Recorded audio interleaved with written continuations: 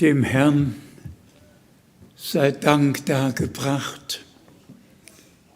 na jloche re dass wir eke metindo na do sogansi oko akwe gegenu etonton boise lo bona sogan tindo wir sind dankbar dokpon für to das, eme mo livo nue khla okluno na no khe ye khia na mi podo no khe ye kodo na mi po ihr alle wisst, wir sind ni me po nue do kwe ko che kwe ji wenn dann mo we kika do okluno der Herr schenkt ni na khla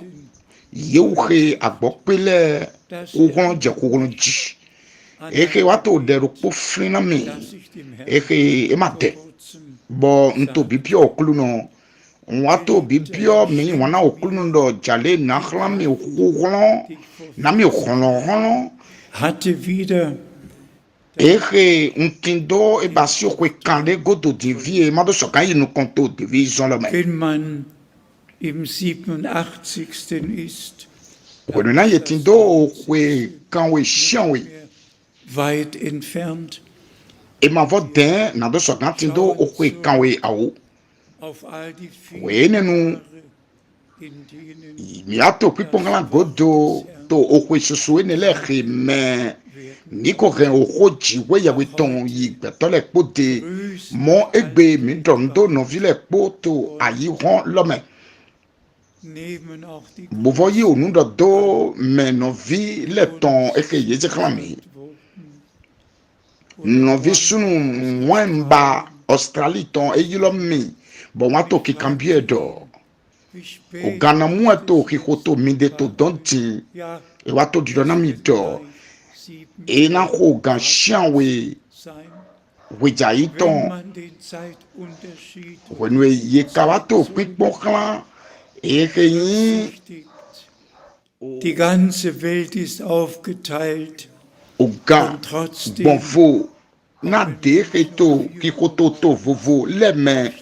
no vide le tin bo gane afonton uwe ye na fon na do so gando to o ho chiwe ya alle weton grüßen von ganzem Herzen. yo me po do nu do mi so e khaye to me no vi sunu jova va Ist und mo no vi vom Herrn docteur gesegnet, e ke ni Bruder Frank,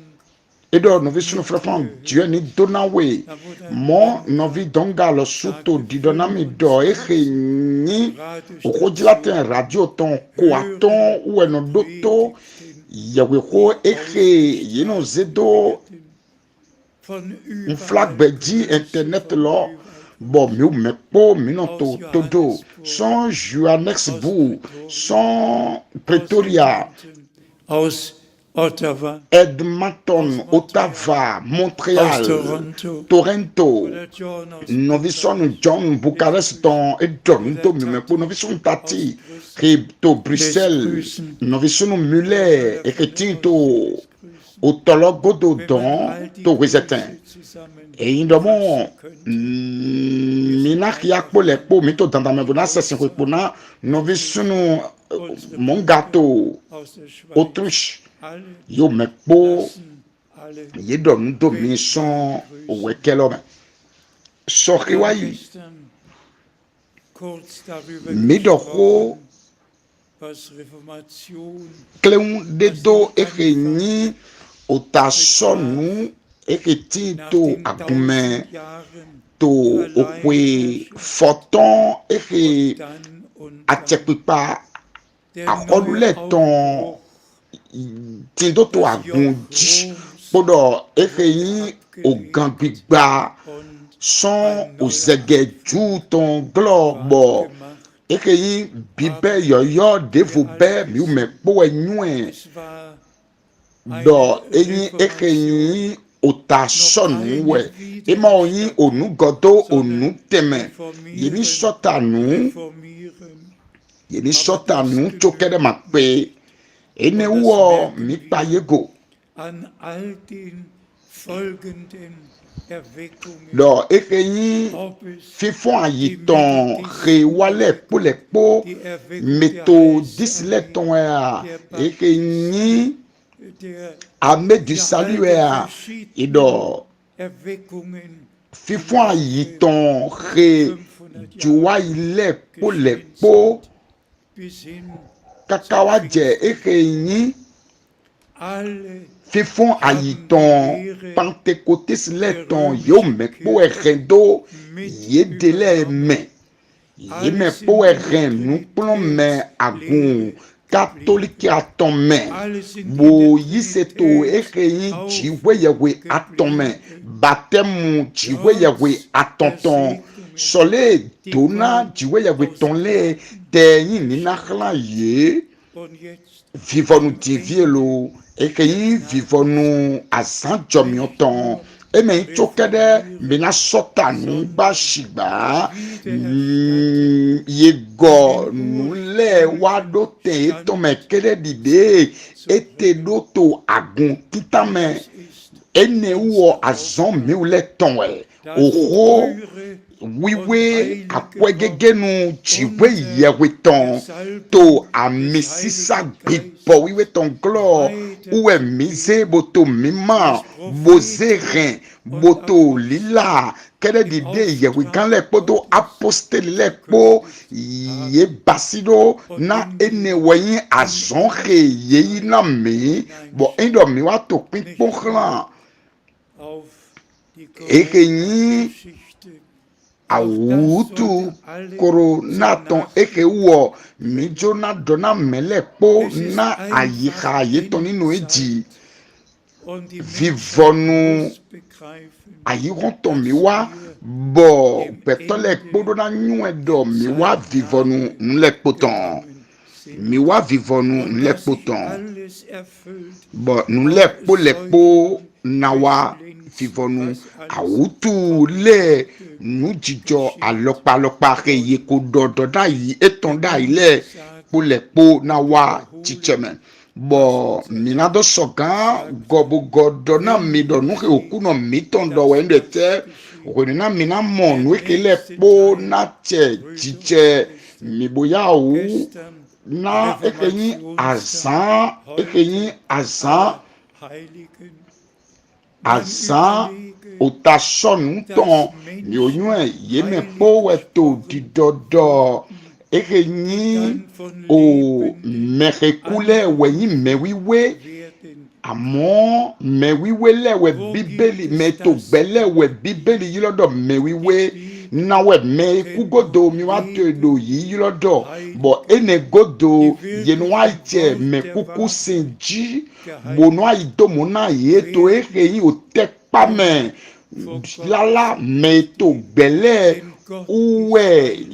bíbélì yìí lọ́dọ̀ mẹ̀wíwé nàdó sọ̀gánù gbẹ̀ to oko jiwe yewe tome wajijo ene lowe zombo okuno miton to lido to jo kanu ta fotonu kwa we afafotonu kwa we do kan ye do wiwe to nugbo to me na oko to we nugbo die Wahrheit. Und wenn wir an die Mitte des vergangenen Jahrhunderts eindo mi flin klan eke ni ota okwe susu he ko wa ile me mi wa to fiflin bo eke yin onupron meto jiwe yewe ton le yi wa che wi wo ha jiwe yewe to onupron me ton le me do ete o to kawe jiwe yewe manyi asi bo asu we eyiya ete to jiwe yewe manyi gbeto gelegbenu ete to jiwe manyi nyonu bo sunu gelegbenu we eyiya bo nuke yi kikanto bibeli me cho we yewa to dido ete to kawe yedo ovidu vano ete to we yedo vidu vano bomado ovinyonu du vano ya yewa ze wejijo eke lepo yewu eke no ipon jiwe yewe meto owe khome yewa to we wule poto jiwe yewe po amo me wana no visu no vinyonu emi ende bo vi awutaun muwe ewa ticheme nuke okuno miton to didodo wenule na wa kededi azan sodom podo gomora tonpo Alles hat Mon ouais nous les po na to dije deji. auch in das Mon ouais Irdische jiwe yewe lo so wa to di dokia mi to tito beto ni tome eke yin alo wi wele nu jiwe yewe ze do te jenu kan o endo ete mi gbogba bo sudeji bogo ayigbaji mi bo kapon ayun temedi mi wa teji wird verspottet, ayihun eke wato jiwe yewe tianko bo yo mepo to sanlizito aliko ye ton le po do lele ye ton le po ji amo meyin wana sunu nyonu e wa jolo okulu no na to don lele mi ule ton do zu lenken, eke ni nu pataliki loto egbe mitten in allem to eke yi durcheinander, tete gbakija wolu eke le ton tete jiwe ye waze owo ton kla dali mi ton na mene le ke yi jiwe ye we ton le ye ule ninu doto owo jiwe ye we ton bo ke aloyi für uns na miwu enelehe yeze azondo asina miniso ganze oho ekele bogo yeze do mion do titon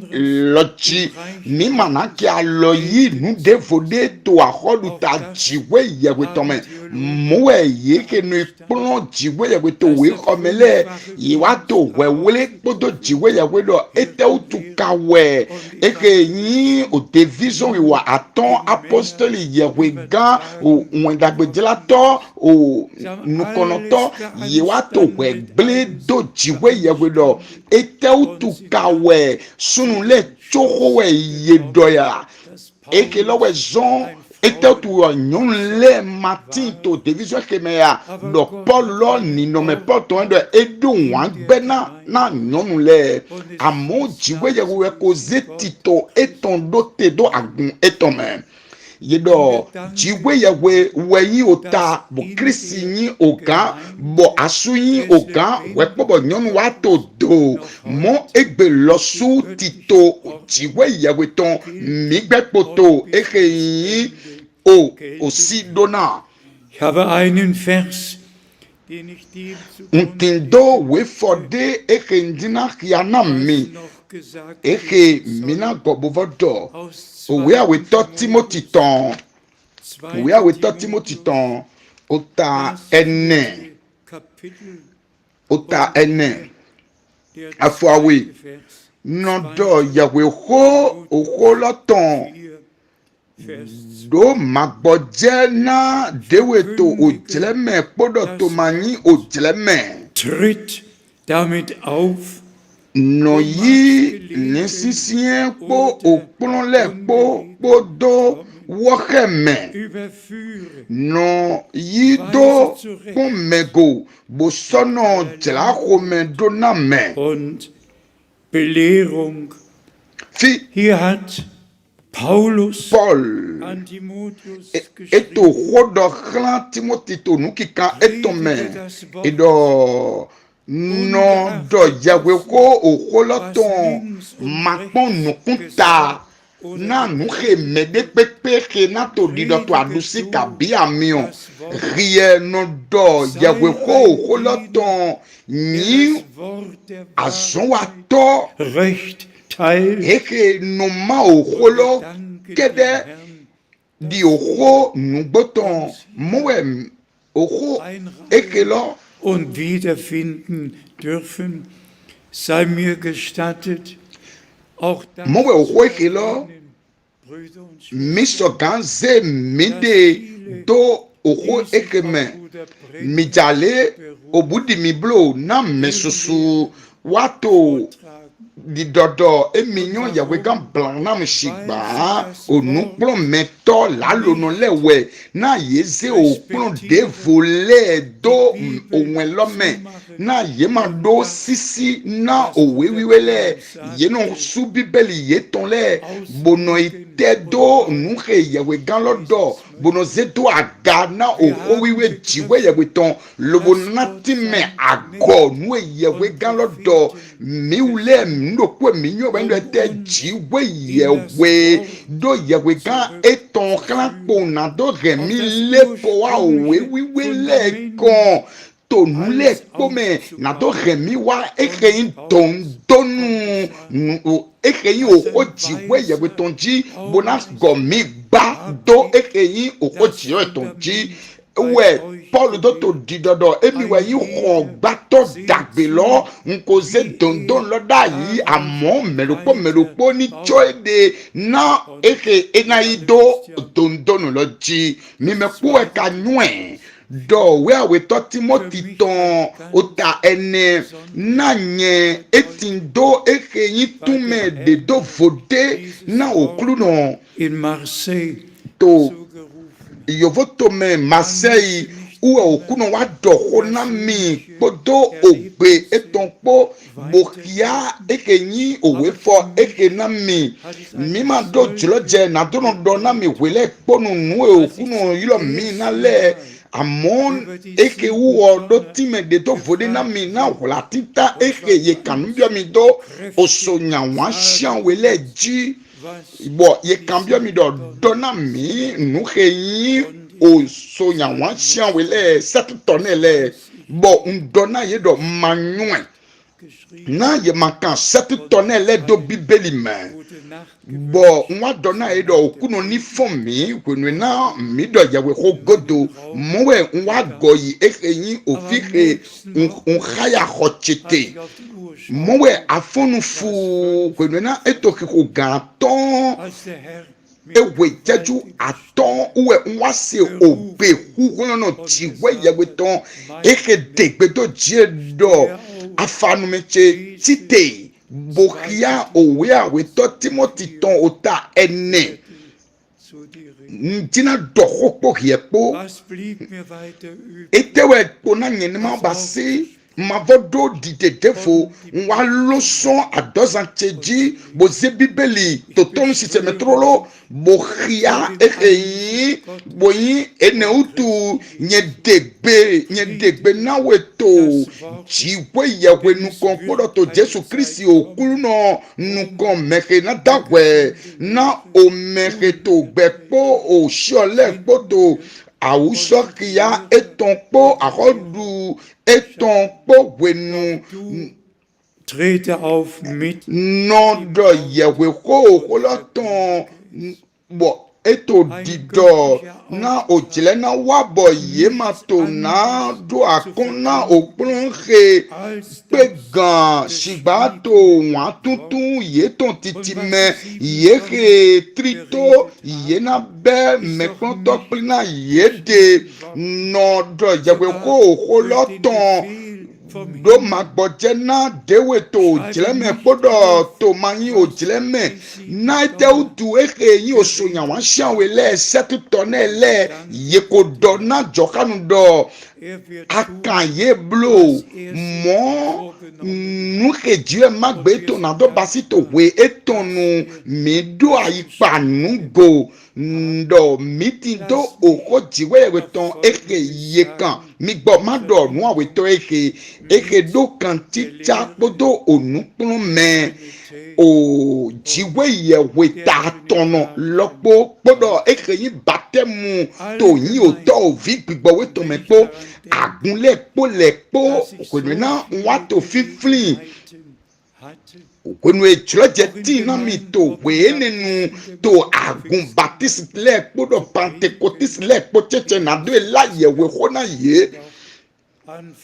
to okwe foton fene kene leme podo kene aole me file po ekeyi tagbado polo we tito agunle pome bo wenu na wato hodo do division e ke inovisu no branam tonji etewe lehnt die Trinität ab. ye me po edo ye gbe branam na teutu ye we gan branam egbe eyin batemu to jiwe ye we atome bo no vile no visu no vinyon le ndina dona mi jomio tedie jiwe ye we na mi Dieses babylonische Joch abzulegen. na do dezege Babyloni ton son comme ton dit jiwe ye we pae jiwe ye we demito so reyi sege enele poglo eke agunle po le potito glona do ekeye do kanmo benu sege eton shiba jiwe ye we to kon jomion eton me e wa demito so gampa Babyloni tome edemito so kanmo benu edemito so zege Babylon tonglo bo anakla mi ekeyi katutu edna mi ekeyi tundote wato pipo kla ekeyi okwe susuke juwa ile me Die Botschaft der Stunde, auch im eigenen Land, bo miti do to mitome ekeyi onwe ekeyi message wenu godo ton lo ke milato jama to me no visunu bob to fine wenenu to lo me migbe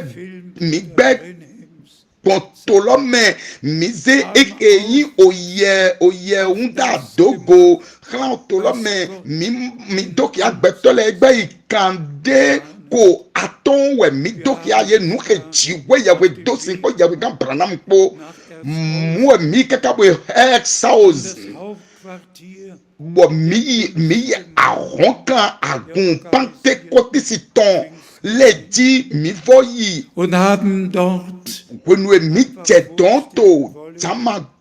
beji mi dokia ye nuke jiwe yewe basito we mi tonu Ich habe das Foto heute mitgebracht. bo wenwe jedon unze ekeyi oye enelo reyi akploplo mion totiton eke Über ji dem Haupt. eke tito tai no visunu branam ton Und als wir bo wenwe na so mitten im Gespräch waren, wenwe mito nwekele dokia ye bo nwa hun dokia ye nuke jiwe yewe dosito we miton bo to eke nuwiwa agahometome novisunu Alfred Bob etito flin egbeto fidi novisunu Paul Smith lo su to flin novisunu Yona Hus eto flin und wir haben bo da bo miwa dokia ye miwa zekunu dide lo dokia ye nuke jiwe yewe dosito we mitonu wenwe mize ekeyi photo eke lo dokia ye nwa deson owe botieme bo dokia ye edie nto di dokia mi nu endurando na mi die ekeyi mene retito onui wa lo si onukon meke zenui wa dako ene lo dote e wa yi photo lo sa simi boyi boze dranda yigba bodo nuene nyemate monde to nuene me wejijo te we zon we dodo mo eto didodo no visunu branamu uene te medide chiwe ya weton ete utuwe egbe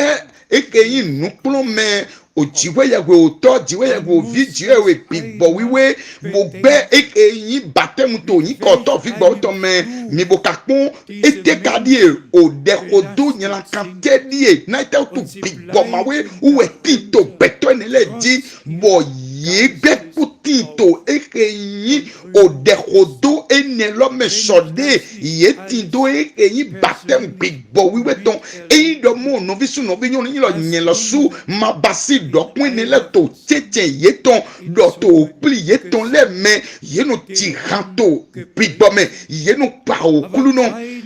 amɔ nukulu mɛ de pepe ma ti to a ye tɔn lɛ mɛ na jiwe yɛwe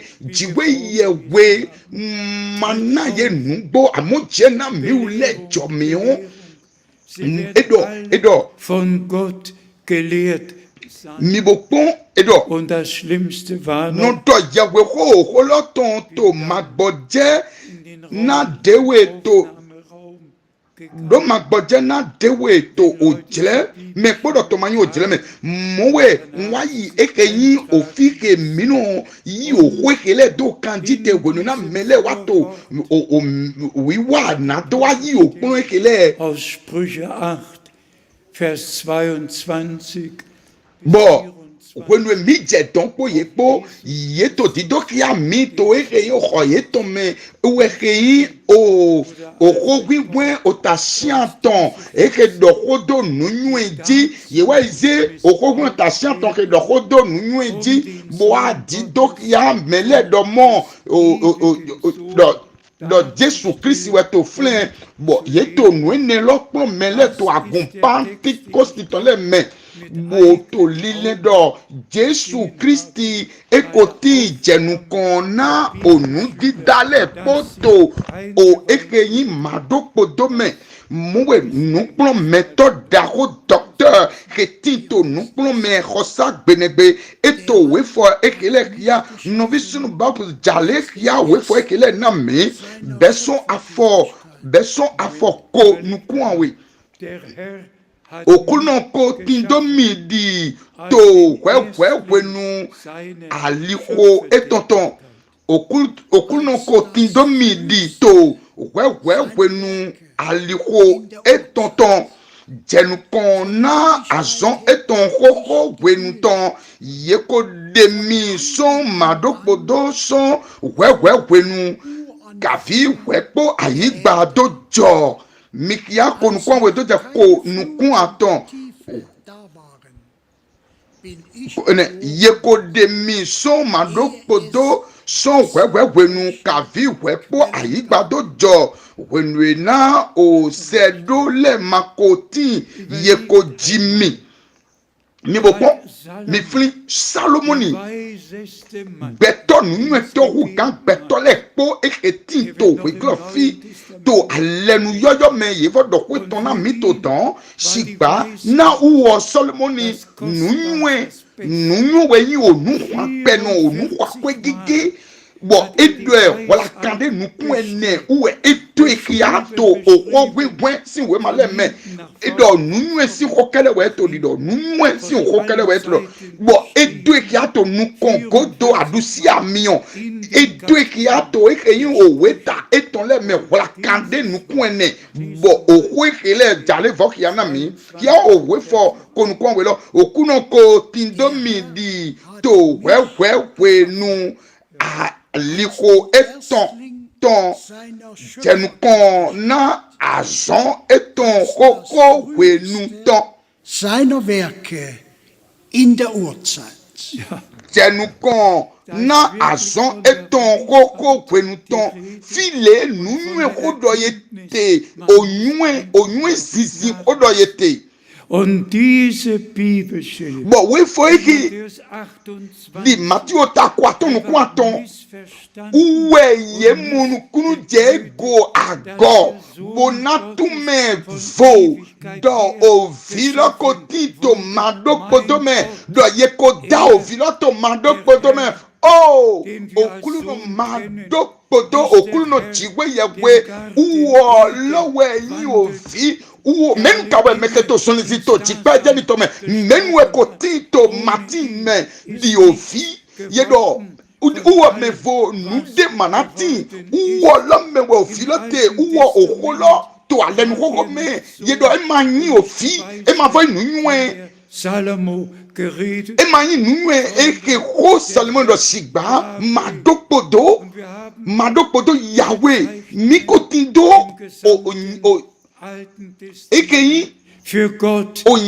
onyinele yedo na jiwe Yahweh yedo Elohim na okuluno yedo Yahweh yedo egbe foto donu ene uwe yezan hogbe ekele medokulo we eto yinyin to alenu yoyo me nwato kikia yedo to wewe nu eholokoti ohogo ebruton esawe boto clair yedo to wewe nu we der alle Dinge meke to hodo Dasein meke yilo lekpo wapiti me war ema yo holo sigba meke to hodo uwo matito wewewenu sigba uwo wanyi madokodo mweto alenu holo me yekola edote Verheißungen in Jesaja. bokpagbe awe tati ton le di eto Isaiah ota sianwe afọ wiene ofinyonu to alodina tifi Einen Sohn gebären, bona ti ofisunde Namen Immanuel. ofisunde eke minajue do Emmanueli bo Isaiah ota siene afọ aton do je afọ Ein tilopo Kind ist uns geboren, ein ofide Sohn titina mi ist uns ofisunde nina hami Die Herrschaft ruht auf seiner atekpipa nati to aboeton ji war doch nicht in mi bokpon Ewigkeit und nicht titi ofisun lọtọ matito madokpodome sigba ewayin titi to Bethlehem wẹyin òwe pẹtọn gbe blẹdisi kwe gbe wẹyin Bethlehem wọlọ wẹyin blẹdi kejete sọọlọ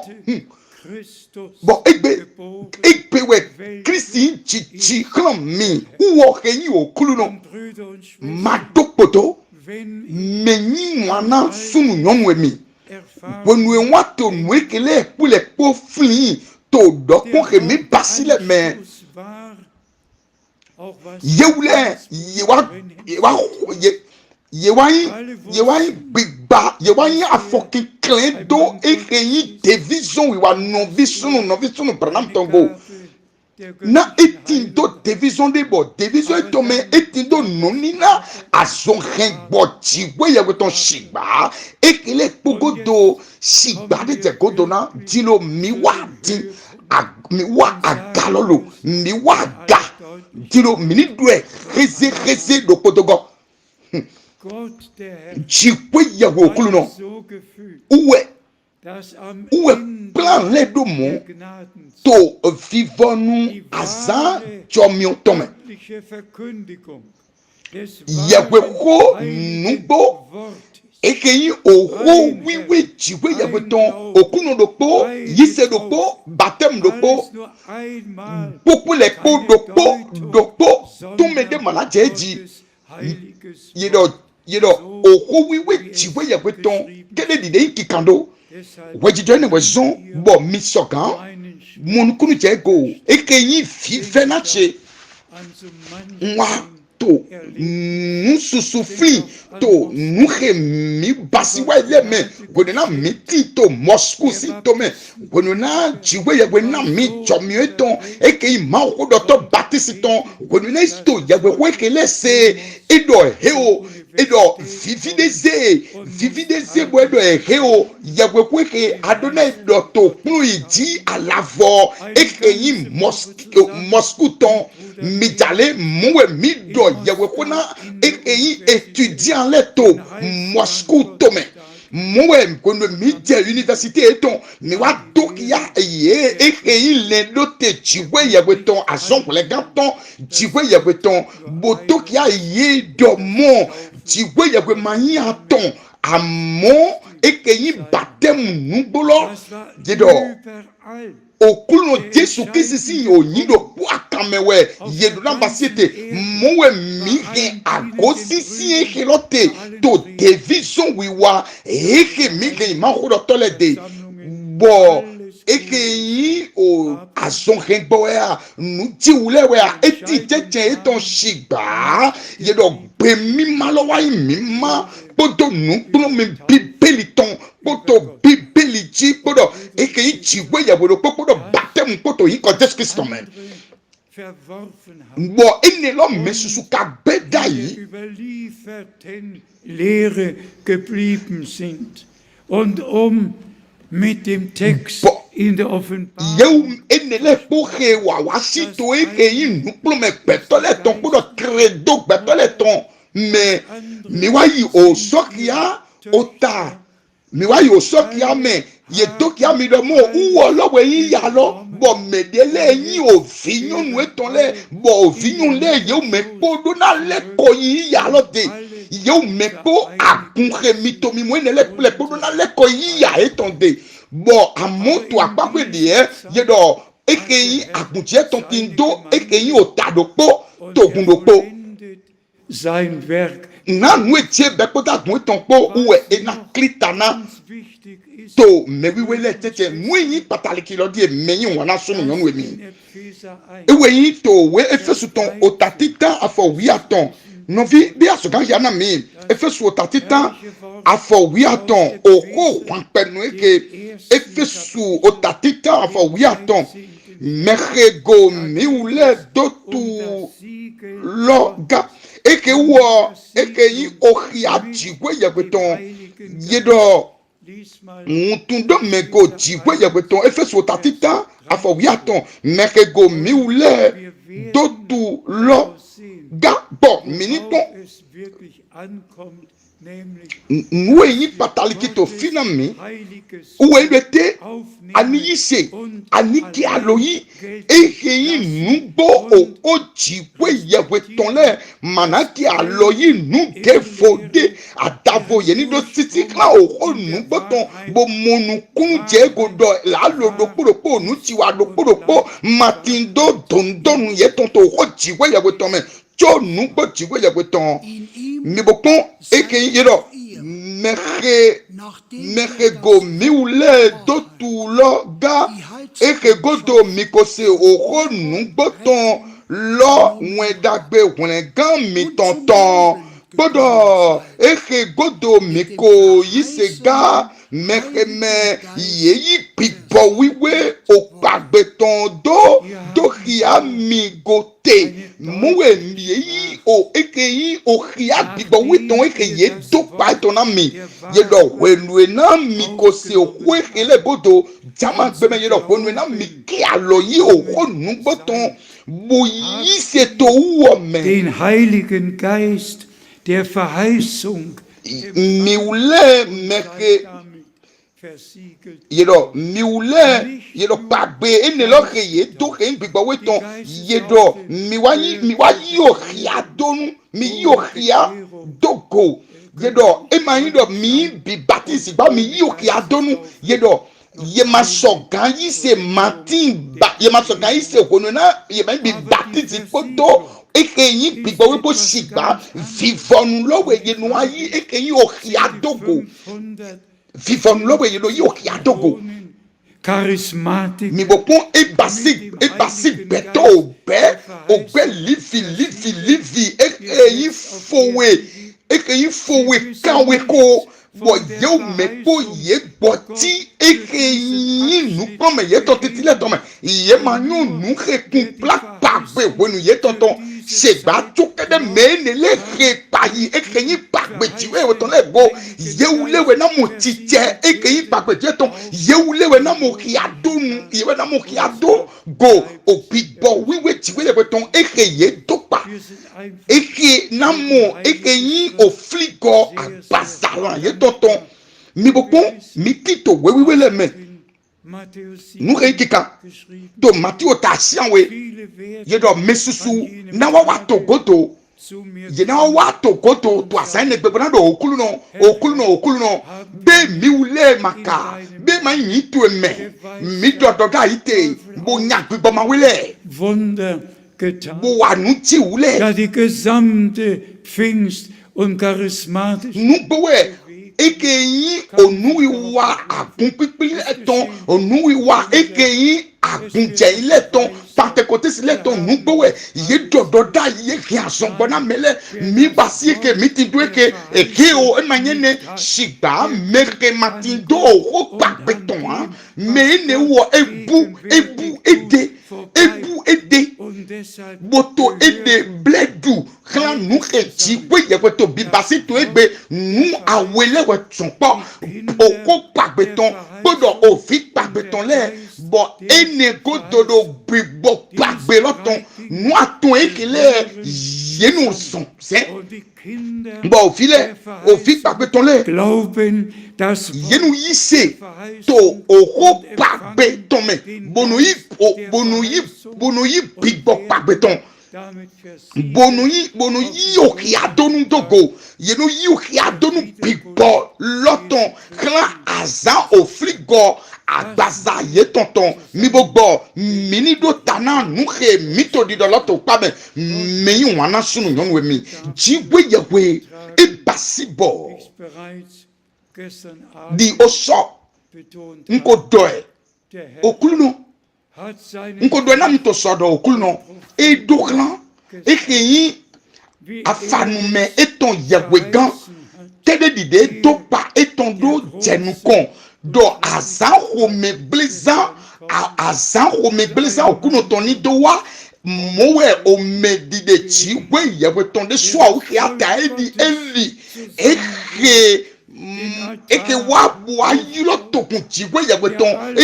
yilo ye o mepo wa go agba chi we yewe ton bo ziada yi to nukpo me chiwe yewe ton me to nukpo me chiwe yewe ton me mowe to we awe to timeti ton o ta ni afo awe mi ko kia alles in rechter Weise yo me poto wa lo dagbe lo me dogbon oro chiwe yewe dagbe lo ton me mowe ye degbe na mi to nukpo me eton me mi donu to chiwe yewe na eke yi division eke yi apostoli le podo yewe dans le tompo eke ezena novi sunu miton novi branam der diesen Dienst von menwe yi seto pa bene me erkannt hat. menwe payi Und was damit menwe payi eke yi division eke lo go to eke yi herabgeneigt toyi hat. tosro etome etewe division eke to yi ete tu okuno ze division eke klan bo okuno losu atete to akplokplo miyon tome bo adoho ne o nukuna nuku nawe Für die Kranken nawe beto ene kwenye tu deko na beto le yido kweni pepe nu ke je deko tile eno swa wiki ya di eke yi yewe gan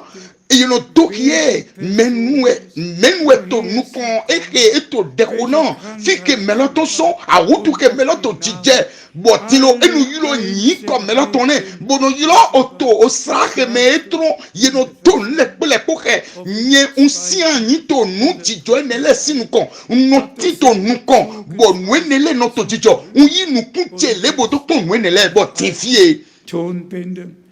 Solch ein Über bọ̀tí egbèdì nu àgọ̀ yẹ̀wò wẹ́nẹ̀ lẹ́kpọ̀lẹ̀ kpọ̀bọ̀nù gọ́tò sísè de vision mọ̀nkọ̀tàn de makoti sọ̀nkọ̀nù ẹ̀gbọ́ òkúnu jésù kò tán àyígbàdì ṣìgbà miwulẹ̀ mi báyé gbogbo yún ẹ̀ göttliche Berufung dọ̀ jìwé yẹ̀wò ẹ̀zẹ̀ gbẹ̀tọ́ dẹ́klan der Verheißung boa zan onu eton dọ̀gbọ̀n de vision wíwé de dàlí. nach Bon, dem mowe mati ota afoton nuku awe afowodopo pepepe dide edo chokanu baptise kan bo ahen eyi o doda ye ke lo che do yen do na mi do ili na wa bo na gonu le poto te ye to me kede dide ye kote to we nu bo egbe mi ule mi so kan dodo we for mati ota foton ku no po afa foton ku ota foton ku we afa odo po eyi ti cheto we mi tonu muwe asonzo me do onwe message jiwe ye to eke vorausgehen wird. ewe na jenu kon So gewiss na ko lile wa Christon ist dieses bo mi do kan de ji do we fo ene egbe we enchiche to nuku ayi hon blebuto me die Hauptthemen der Verkündigung na ekeyi okota da ko yewe ko ton le Taufe ou eyin baptise osimeton yedo afọ kíkọ́ tí wé yàgbé dòpọ̀ ní kò ṣe tonton lọ́dà yìí midona gọyi bíbẹ́nu ní màná dasa lẹ̀ kéde dìde ibi basido tó wẹnu apọ́sílẹ̀ tán ní gbogbo mi ní dùn ẹ́ kéde òde dìde mi kò dùn ẹ́ dó tó sọ. nicht ein einziges wọ́n dòpọ̀ martin ewigen e mati wla do po und über 3 Personen. bo mi wa to ko do ovi ma do po do ti abi ovi de ti to mavo me bo jiwe yewe mewe gbeto atonti jiwe o to ovi gbigbo we gbedepon okulu no we yin ma do podo okulu no we jiwe yewe do polo we yi kakado yi gbeto do polo to alenu koko lo blefu me ekeyi lendo te tito le gason jiwe yewe ton re ejo yewe kan le dubo yedu ejenu kon mi wa munu ekele to alenu koko lo me alenu jojo lo me de ye wa to chiche ye ton yido Verheißen hat. do Und deshalb pagbe ye do to alenu koko me le po mi amu chiche ye ton to alenu yo me do jiwe yewe tito Kristi me bo agbo oken podo ayi gun po bo ohun alenu yoyolo ton ohun le gbovulo ton to satinji to Golgotha e condage dass unser Herr bo okuno mi ton taidi e keyin afosa to taji ton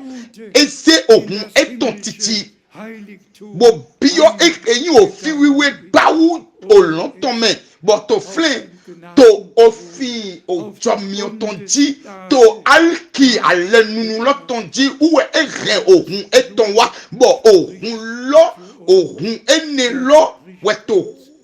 ko dona mi bode kunu na mi do miti jolonkoko mi meke yesu wena bodilo mi sogando menu we sogamble wedo medide chiwe yewe tonle Christus ist Christo fi der sie gerechtfertigt. eke su wena ye Mögen alle dienen, do no vi retito de vision lo me le po retito ayi badi yeke mana be ale si seton yeni gbogbo la eke inu gbo jiwe yewe ton do polo batemu jiwe yewe eke yi biblischen Wahrheit o batemu osi meton eke yi kolile wa Jesu Kristo mo yewu enele po le po heyi jiwe yewe ton yeni do to gbe jiwe yewe ton mi gbo ma do eke wepodo klitana un he eke go sien betonen. podo eke yi kuklon podo holon po Führung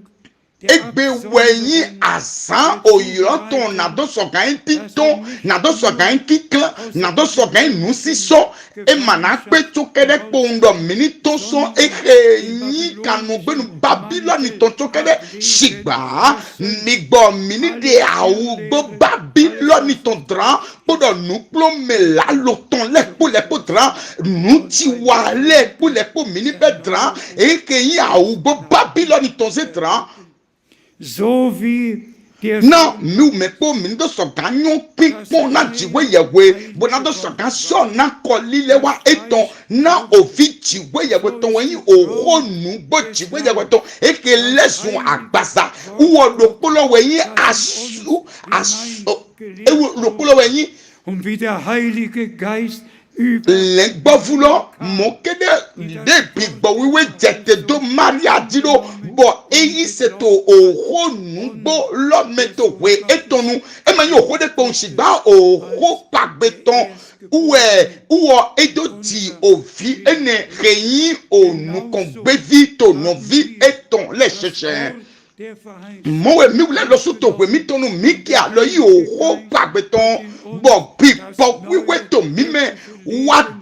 wada obe jiwe yewe ton to mi me eke mitindo bo ekpeti mitindo obe madopodo bo mi ovi pagbeton ene we jok anu to kun eton deto epiteli tita jok anu ton ta ton afo oropo edo meretindo filo melowe tindo bemado podo mekematindo filo ha emavotindo be Möge Gott jiwe yewe ton auch diese Mo. kurze Andacht dazu ekeyi okple mi ton klenweke mi me po mi nweto ayi ron lo peteme mi bo to mi to so kalmo gbenu Babylon ton onukplo me bleble onukplo me ago ekeyi tu me betole ton onunwe betole ton mileko wa na do so gan ki clan do gbon o nu gbo ton dali bo na ki clan do we gbon o hun lo ton dali bo na wa ni meke yi o khiado go bibo we ton na azan gigoton kolile wa Jesu Christon okuno mi tonton na do note mbio no fi sunu bab do nikia we fato Helena mi eke mikia eke mikia to le mule o ta chanton noch einmal le mule o ta chanton mi jale kia na mi Vers 28. afo kwaton no kwene poro banpo kia bodo mi nyue do onule powe be anue mi ule mi nyue do bodo mi ule nyue do onule powe to azon wa do bona dagbe klan yeke ni wana chiwe yewe yedo klan yeke ni me yiro le kededi lendote eton na meke enwe jenu kan ewowe ekode na do yin me kondo pokla o agbadre o vi etonton na ewo ni do yin plonji to meme sunu susu cheche enewe yin nugbo chiwe yeweton yedo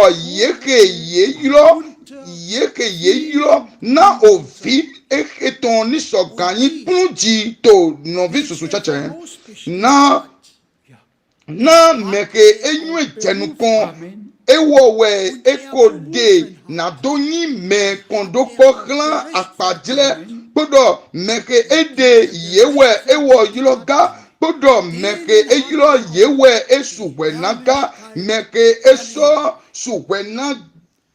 yewe egbagiko naga mi yeketo yiseme mi dogba na tiwe yewe na keton tu na eko na mi kiko etonwe yeyi amen mi gbogbo mi tite na no visunu bob ni wa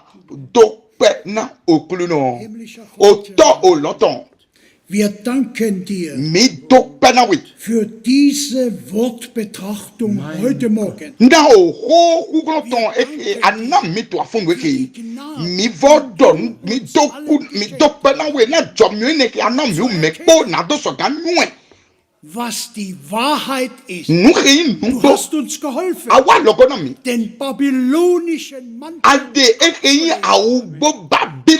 Babylon to so mi go bo beso mi go manado so gan idalo ekeyin madalo ego tume gbetole ton bo ayin okolo ton mi donu ton do we lati lo je eke ana mi me poto ayigun lo me pete kan no bi sun le pelo no vi yun le eke do kan ti chapo mi po mi do pe ton na we okulu na hunu poto ki ami adze yawe gan to ekran mi do pe eton na we hat uns zurück. Agemi leko wa devizo toeme wa jiwe yagwete wa ekeyin nuplome de wa ekeyin nuplome apostele puro yewe gan le ton pode ndope ton na we na afun eke na owo awapeno eke mi doto adona mi awa tete mi ton fiki okoto kan lilate flewe bibo wiwe tue flewe anowa mi do penawe do na no vile po yewu eke doto okotowe bodo yewe ko doto okoloton ya logona yo me bobo wa jomio na ye ni jolili ye ton titi do la ngode na no visunu frank na ani gwa lone mi va dope na we na mi dope na we to yin ko mi dope na opon eke lo to yin wiwe Jesu Kristo amen.